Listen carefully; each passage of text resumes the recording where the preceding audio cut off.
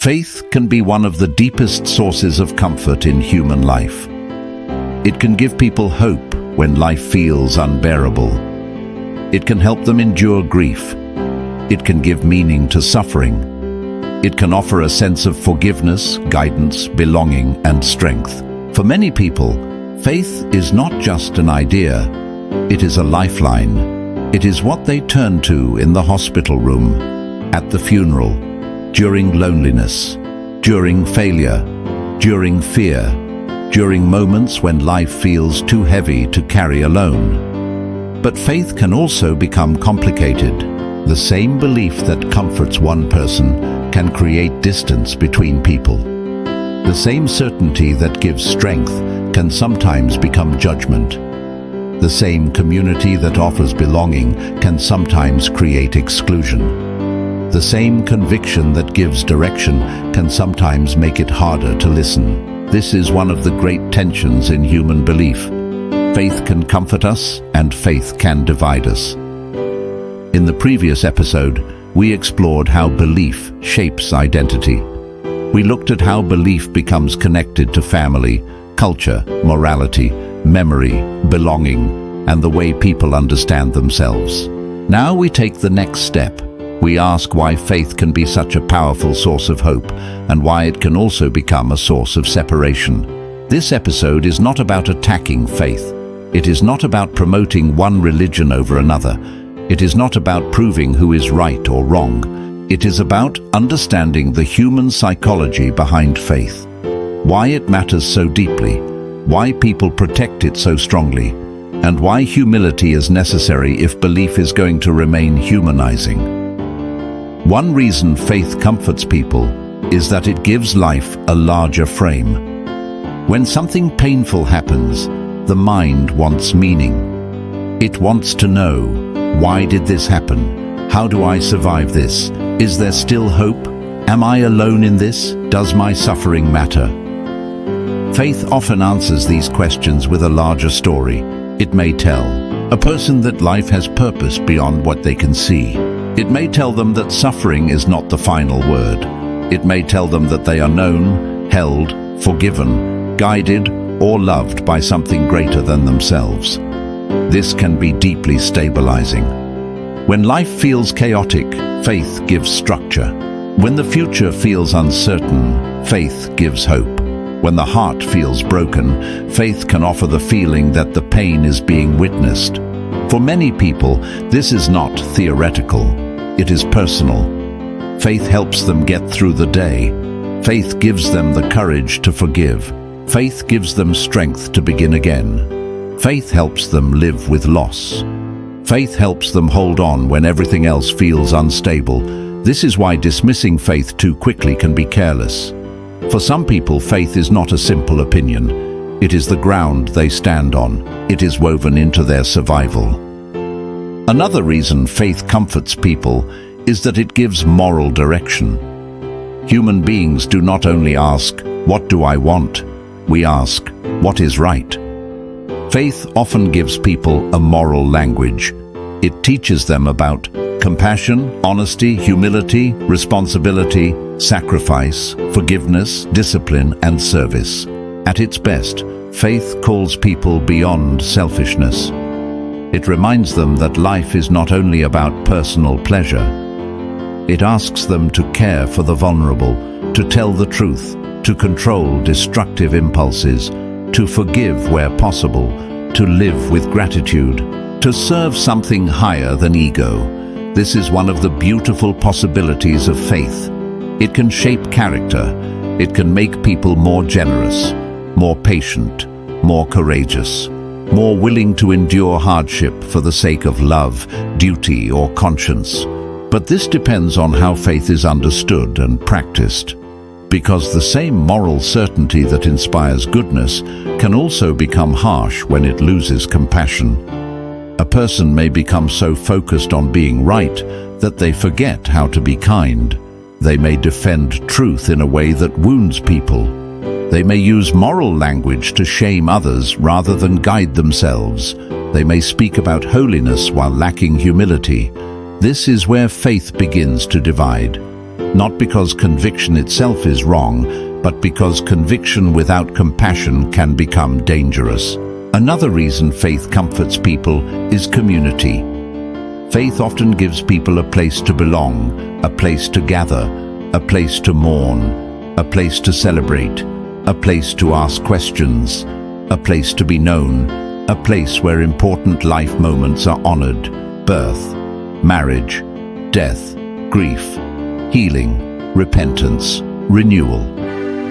For many people, faith community provides support that the individual alone could not carry. When someone is sick, people visit. When someone is grieving, people bring food. When someone is lost, people pray. When someone is struggling, people remind them they are not alone. This kind of community can be deeply healing. It gives people connection across generations. It allows elders to pass down wisdom. It allows children to grow inside shared stories and rituals. It gives people a sense that their life belongs to something larger than themselves. But community can also divide when belonging becomes conditional in unhealthy ways. If people feel they must hide their questions in order to belong, faith becomes fragile. If people are welcomed only when they conform perfectly, community becomes control. If doubt is treated as betrayal, honesty disappears. If fear is used to keep people silent, the community may appear united on the outside, while many people suffer quietly inside. This is a difficult truth. A faith community can be a shelter, but it can also become a wall. It can protect people, or it can isolate them from anyone who thinks differently. It can teach love, or it can teach suspicion. It can give identity, or it can demand the loss of individuality. The difference often comes down to humility, compassion, and the way power is used. Faith also divides because belief is tied to identity. When people disagree about faith, they are rarely disagreeing only about ideas. They may be disagreeing about family history, moral truth, sacred memory, life purpose, cultural belonging, ultimate reality. What happens after death? What makes life meaningful? These are not small subjects, so when faith is questioned, people may feel personally threatened. They may become defensive. They may feel that their entire identity is under attack. This is understandable. If a belief has held someone through suffering, they will not treat it casually. If a belief connects them to family and culture, they may protect it strongly. If a belief gives them hope beyond death, they may feel fear when it is challenged. This is why conversations about faith require care, not weakness. Care. We can disagree with someone and still understand that their belief may be carrying deep emotional meaning. We can ask questions without mocking. We can hold convictions without contempt. We can listen without surrendering our own conscience. This is the natural midpoint of the episode. Faith becomes most dangerous when certainty loses humility. Certainty can give people courage. It can help them stand for what they believe is right. It can help them resist pressure. It can help them remain faithful during difficulty. But certainty can also become a prison if it refuses self-examination. When a person becomes absolutely certain that they cannot be wrong, they may stop listening. When a community becomes certain that outsiders have nothing to teach them, it may become closed. When a belief system is defended through fear, shame, or control, faith loses its healing power. Humility does not mean having no beliefs. It does not mean treating all ideas as the same. It does not mean giving up conviction. Humility means remembering that we are human. Our understanding is limited. Our interpretations can be shaped by culture, fear, pride, trauma, and desire. We can believe deeply and still remain teachable. We can hold faith and still ask honest questions. We can have conviction and still treat others with dignity. This kind of humility protects faith from becoming arrogance. Another reason faith can divide is that people often confuse faith with superiority. They may begin to believe that because they belong to a particular group, they are automatically better, purer, wiser, or more deserving than others. This is not unique to religion. Secular beliefs can create superiority too. Political beliefs, intellectual beliefs, cultural beliefs, lifestyle beliefs. Any belief can become a source of pride when the ego attaches itself to being right. But when faith becomes superiority, it loses compassion. The person no longer sees others as fellow human beings. They see them as lesser, lost, ignorant, dangerous, unworthy. This is where belief becomes dehumanizing, and whenever belief dehumanizes, it must be examined. Because a belief that makes us cruel may be serving the ego more than truth. A belief that makes us contemptuous may be feeding pride more than wisdom. A belief that makes us unable to see another person's humanity may be damaging something in us. The deepest test of faith is not only how strongly it is defended, it is how it shapes the heart. Does it make us more compassionate, more honest, more courageous, more patient, more humble, more willing to serve, more aware of our own faults? Or does it make us proud, fearful, rigid, and harsh? This question matters, because faith is not only measured by what people say they believe, it is also measured by how they live. Faith can also divide when people use it to avoid complexity. Life is complicated. Human beings are complicated. Moral decisions can be difficult. Suffering can be difficult to understand. People's stories are often more complex than labels allow. But sometimes belief systems are used to make everything simple too quickly. This person is good. That person is bad. This group is pure. That group is dangerous. This question is allowed. That question is forbidden. This kind of simplicity can feel comforting. It reduces uncertainty. It gives quick answers, but it can also prevent wisdom. Because wisdom requires us to see more than one layer. It asks us to listen before judging. It asks us to understand context. It asks us to admit when we do not know. It asks us to hold moral clarity without losing compassion.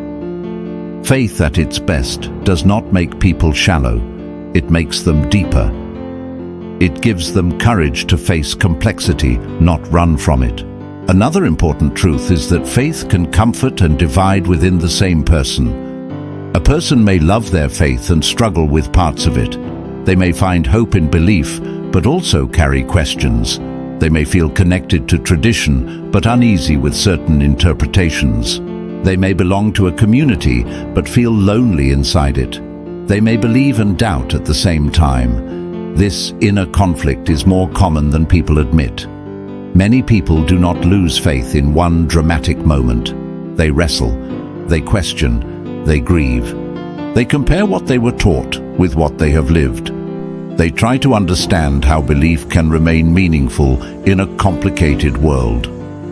This does not always mean faith is ending. Sometimes it means faith is maturing.